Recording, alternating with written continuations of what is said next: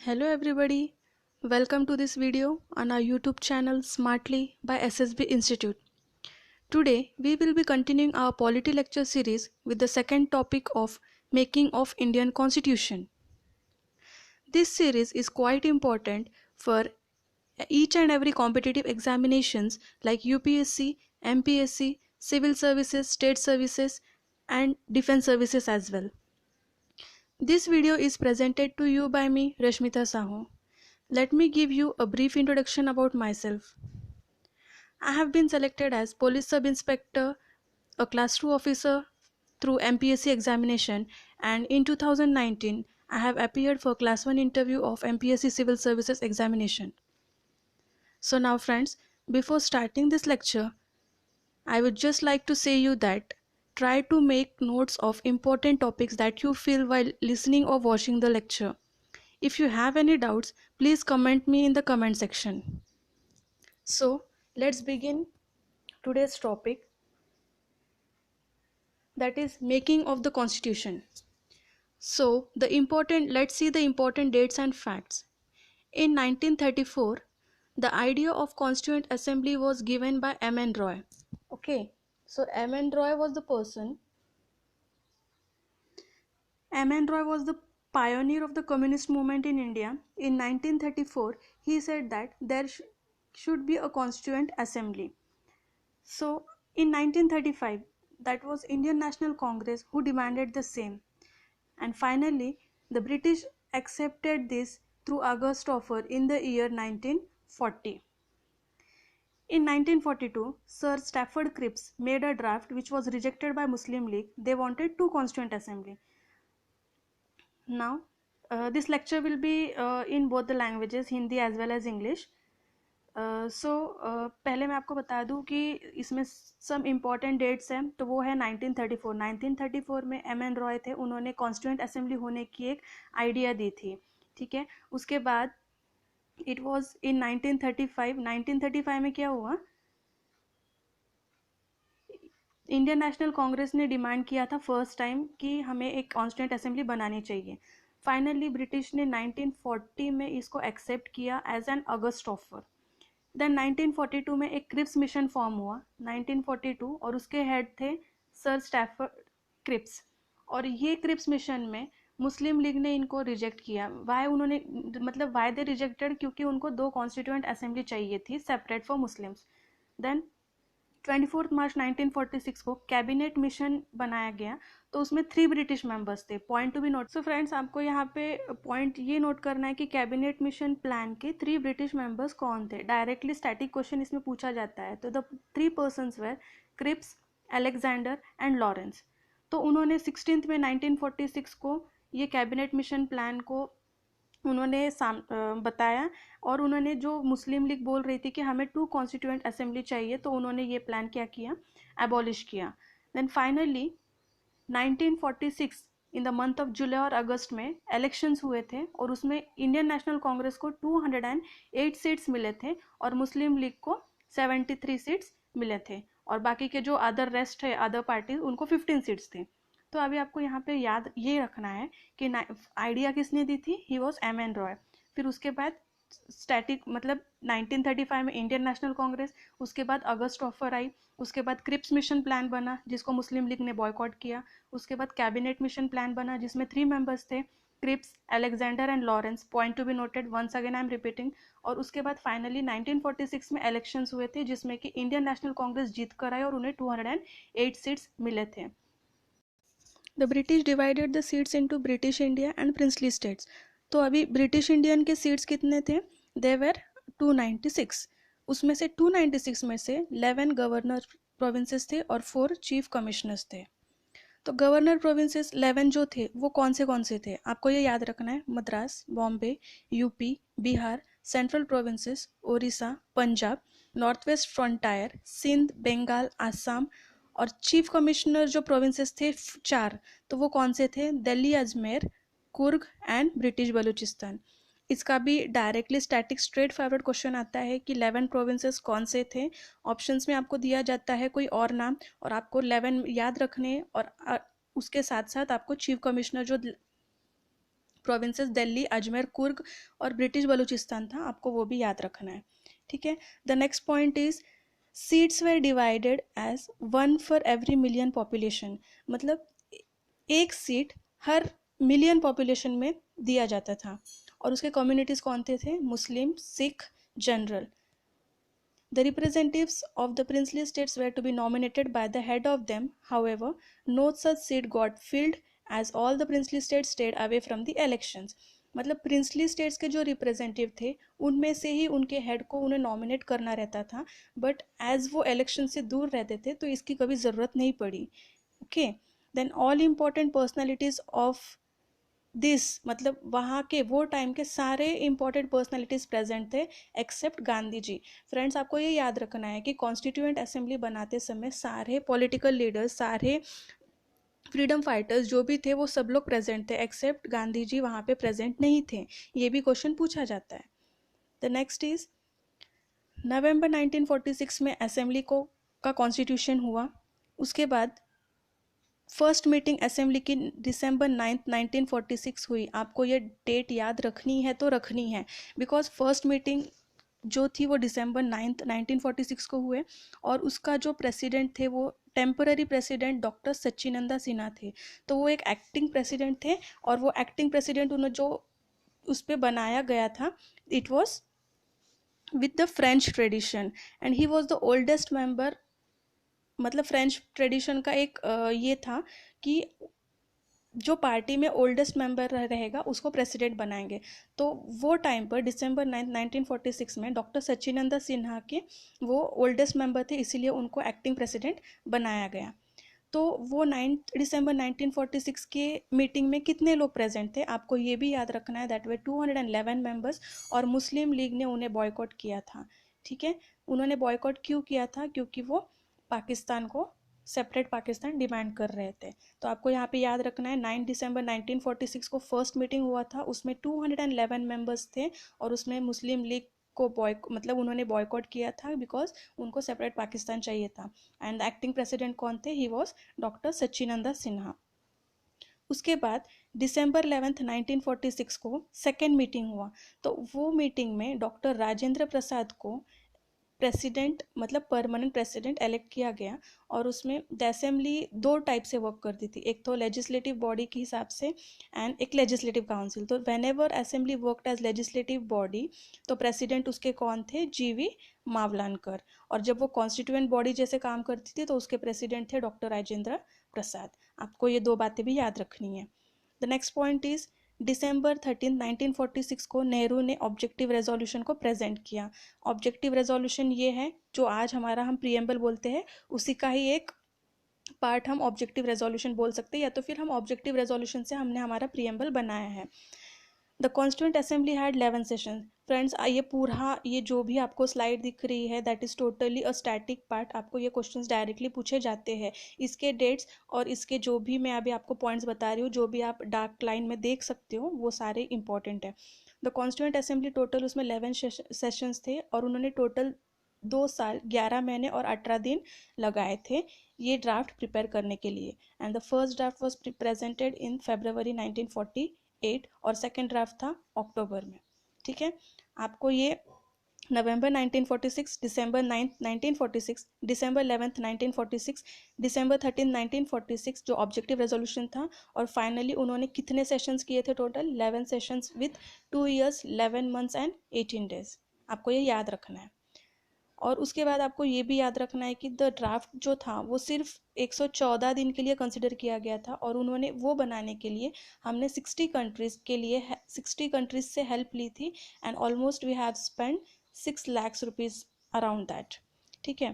तो after the withdrawal of Muslim League the assembly strength to at 299। मतलब मैंने आपको पहले बताया था कि जो मेंबर्स थे टोटल 383, तो उसमें से 29 मतलब मुस्लिम लीग बॉयकॉट किया था उन्होंने, तो सिर्फ कितने मेंबर्स रह गए थे?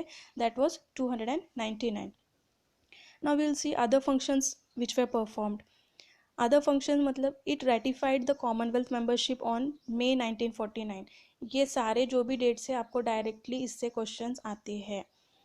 It adopted the national flag को अडॉप्ट कब किया था? 22 जुलाई 1947। नेशनल एंथम को 24 जनवरी 1950।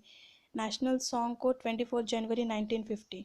And doctor Rajendra Prasad became the first president on 24 जनवरी 1950।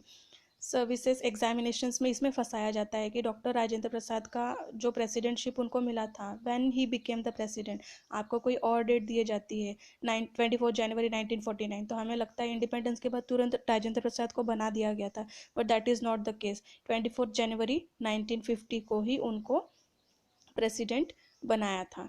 ठीक है, सो तो हमने ये भी देखा था कि कॉन्स्टिट्यूंट असेंबली के टोटल 11 सेशंस हुए थे, 2 साल 11 महीने 18 दिन, और उन्होंने टोटल 60 कंट्रीज़ का ये लिया था। और टोटल मैंने आपको सॉरी पिछले साइड में मैंने थोड़ा सा 6 लाख बताया था, एक्चुअली इट इज़ 64 लैक्स। ठीक है, 64 लैक्स स्पेंड किया था। And there is a small correction in the previous slide. तो मेजर कमिटीज़ हम देखेंगे। यूनियन पावर कमेटी के हेड थे Jawaharlal Nehru. Union constitution committee के हेड थे जवाहरलाल नेहरू। प्रोविंशियल के थे सरदार वल्लभ भाई पटेल। ड्राफ्टिंग कमेटी आप सब जानते हो, B.R. अम्बेडकर। और advisory committee on fundamental rights minorities and tribal के थे सरदार वल्लभ भाई पटेल। जब भी यूनियन ये वर्ड आता है तब आपको जवाहरलाल नेहरू को याद रखना है, और प्रोविंशियल के समय आपको सरदार पटेल को याद रखना है। ड्राफ्टिंग कमेटी तो सब आप जानते हो कि वो B.R. अम्बेडकर है। द नेक्स्ट इज वो जो हमने माइनॉरिटी देखा था उसमें 5 सब कमिटीज़ थे, तो वो 5 सब कमिटीज़ कौन से थे? Fundamental right sub committee JP Kripalani, directly match the following में क्वेश्चंस पूछे जाते हैं। माइनॉरिटी सब कमेटी में HC Mukherjee. North east frontier के Gopinath Bardoloi. Excluded and partially excluded के AV Thakkar. North west frontier tribal area sub committee एक थी। Rules of procedure doctor Rajendra Prasad. States committee Jawaharlal Nehru. और steering committee doctor Rajendra Prasad. आपको ये भी सारे नाम एज इट इज़ ऐसे ही याद रखने हैं। Okay, so next is drafting committee. अब हम देखेंगे एग्जैक्टली ड्राफ्टिंग कमेटी में कितने मेंबर्स थे। तो ड्राफ्टिंग कमेटीज़ में टोटल 7 मेंबर्स थे, और वो कब सेटअप हुई थी? अगस्त 29, 1947। डेट आपको याद रखनी है। तो वो 7 मेंबर्स कौन थे? Doctor B.R. अम्बेडकर, जो कि उसके चेयरमैन थे। Gopal Swami Ayyangar. Alladi Krishna Swami Iyer. Doctor KM Munshi. Syed Mohammad Sadulla. N Madhav Rao. लेकिन बाद में क्या हुआ था, मतलब N माधव राव कब आए थे? वो BL मित्तर के प्लेस में आए थे, मतलब वो मतलब बीमार थे, उसकी वजह से BL मित्तर को N माधव राव ने रिप्लेस किया। और TT कृष्णाचार्य, इन्होंने किसको रिप्लेस किया? DP कैथन। वो 1948 में उनकी डेथ हो गई थी, तो DP कैथन के प्लेस में TT कृष्णाचार्य आए थे। नेक्स्ट हम लोग देखेंगे कि वो 7 मेंबर्स जो थे ड्राफ्टिंग कमेटी के, तो उन्होंने उनका फाइनल ड्राफ्ट कब प्रेजेंट किया? That was on 4 November 1948। Multiple choice question में उनका फेवरेट क्वेश्चन है, फाइनल ड्राफ्ट का जो डेट है वो हमेशा पूछा जाता है एग्जाम्स में। 4 नवंबर 1948 उसका डेट है, आपको ये याद रखना है। और वो कब एनेक्ट हुई थी, मतलब कब आई थी सामने? तो नवंबर 26, 1949 को वो स्टार्ट हुई थी, उसका एनेक्शन चालू किया था, और उसमें 395 आर्टिकल्स अलॉन्ग विथ 8 शेड्यूल्स थे। तो जब कॉन्स्टिट्यूशन टोटल बन गया था तो कितने मेंबर्स ने उस पर साइन की थी, आपको ये भी पूछा जाता है। तो उसमें साइन की थी 284 मेंबर्स ने। ठीक है, 284 मेंबर्स ने उसने साइन की थी। उसके बाद 26 जनवरी, हम लोग 26 जनवरी को ऐसे हमने क्यों चूज़ किया था? तो इट वाज बिकॉज 1930 में 26 जनवरी के दिन पूर्ण स्वराज वॉज सेलिब्रेटेड। मतलब हमको पूर्ण स्वराज, जब इंडियन नेशनल कांग्रेस का मीटिंग हुआ था 1930 में, तो वो पूर्ण स्वराज वहाँ पे हमने ओथ लिया था, इसीलिए 26 जनवरी ऐसे हमने ये डेट चूज़ किया है। तो उसका सील देखो, एलिफेंट, मतलब हमारा जो कॉन्स्टिट्यूशन है, the seal was elephant with adviser. Total adviser कौन था? BN राव थे। ठीक है, लेकिन हम पहले स्टार्टिंग आइडिया किसने दी थी? He was MN Roy. MN Roy is different, BN Rao is different. Secretary थे HVR अयंगर, और चीफ ड्राफ्ट्समैन थे SN मुखर्जी। फ्रेंड्स, ये भी बहुत इंपॉर्टेंट है, आपको ये क्वेश्चंस पूछे जाते हैं। बहुत static in sense static information है ये चैप्टर में। Prem Behari Narain Raizada, he was the calligrapher. Nandlal Bose and Ram Manohar Sinha, they decorated the constitution. और हिंदी वर्जन किसने बनाया? नंदलाल बोस एंड वसंत कृष्ण वैद्य। ठीक है, आपको ये सारा सब कुछ याद रखना है, बिकॉज इसमें से क्वेश्चन आएंगे, मतलब आएंगे। द नेक्स्ट इज, हम लोग अभी क्या करेंगे, हमने अभी जो भी चैप्टर देखा है उससे रिलेटेड हम सब क्वेश्चंस देखेंगे, ठीक है। तो पहले देखते हैं कि the constituent assembly of India was setup under the framework of, मतलब मैंने बोला था कि 19 जब एम एन रॉय ने आइडिया दी, उसके बाद में इंडियन नेशनल कांग्रेस आया, उसके बाद में क्रिप्स मिशन, लेकिन हमारा सेटअप फ्रेमवर्क किसने बनाया, तो it was none other than cabinet mission, जो कि 1946 में आई थी। The second question is, the all important drafting committee had two distinguished jurists and lawyers along with chairman Dr. B.R. Ambedkar. तो वो कौन थे, तो देवर अल्लादी कृष्ण स्वामी अय्यर एंड के एम मुंशी। तो ये लोग क्या थे, जूरिस्ट, मतलब एक जुरिडिक्शन डिपार्टमेंट के लॉयर्स थे अलॉन्ग विद डॉक्टर अम्बेडकर। तो ड्राफ्टिंग कमेटी में जैसे 7 मेंबर्स थे, उसमें से आपको याद रखना है 3 members were jurists and lawyers. They were Dr. B.R. Ambedkar, Alladi Krishnaswamy Iyer and K.M. Munshi. The next question is, the Constituent Assembly of India was passed and adopted on which of the following days? हमने देखा था 26 नवंबर 1949 को हमने इसको adopt किया था।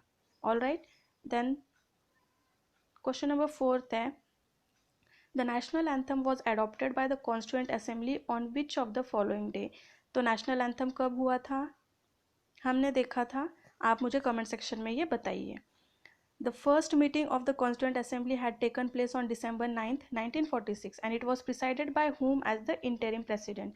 हमने देखा था कि फर्स्ट इंटरिम प्रेसिडेंट, इंटरिम मतलब टेम्पररी बेसिस पे, हमने डॉक्टर सचिनंदा सिन्हा को कॉन्स्टिट्यूशन में तब देखा था कि वो टेम्पररी प्रेसिडेंट बने थे। It was because of French practice. Who among the following had moved the crucial objective resolution? हमने प्रीवियस मतलब लेक्चर के दौरान देखा था कि ऑब्जेक्टिव रेजोल्यूशन किसने ये किया था pass, it was Jawaharlal Nehru. Okay, so 7th question is, which of the following committees of the Constituent Assembly was chaired by Jawaharlal Nehru? मैंने आपको बताया था लेक्चर के टाइम पर कि जब भी यूनियन वर्ड आता है आपको जवाहरलाल नेहरू को याद करना है, तो the answer is union powers committee. The Constitution of India was drafted and enacted in which language? कौन से लैंग्वेज में इसको किया था, that was English. In which language script Constitution of India was signed by the members of the Constituent Assembly on 21st January 1950? तो ये कौन सी थी, इंग्लिश और हिंदी दोनों लैंग्वेजेस में इसको मेंबर्स ने साइन किया था। The next question is, which Indian artist decorated the handwritten copy of the Constitution? हमने देखा था, he was who, Nandlal Bose. Who was the de facto prime minister at the time of evolution of the Indian Constituent Assembly? He was Jawaharlal Nehru. How many articles and schedules were there in the first draft constitution presented by drafting committee? तो पहले कौन से थे, 315 articles and 8 schedules हमने देखा था। The next is, who was the India's constitutional advisor? हमने देखा था constitutional advisor कौन थे, B.N. Rao. तो B.N. Rao was also the first Indian judge at the International Court of Justice. Point to be noted, guys. The next question is, in the final form of the constitution adopted by the Constituent Assembly, how many articles and schedules were there? So finally we have 395 articles and 8 schedules. How many years, months and dates did the Constituent Assembly work on the Constitution? हमने देखा था 2 years 11 months and it was around 18 days, but it's okay, थोड़ा हम लोग adjust कर सकते हैं, 2 years 11 months and 18 days इसका आंसर है। सो फ्रेंड्स, अगर आपको कोई भी डाउट हो तो आप मुझे पूछ सकते हो। अभी that's all from my side. अभी जैसे भी आपको कोई डाउट्स है तो आप एक बार फिर से लेक्चर को फिर से देखो, उसके नोट्स निकालो, और मैंने जो भी आपको बोला है अगर डाउट्स होंगे तो प्लीज़ मुझे कमेंट सेक्शन में आप पूछ सकते हो। ओके,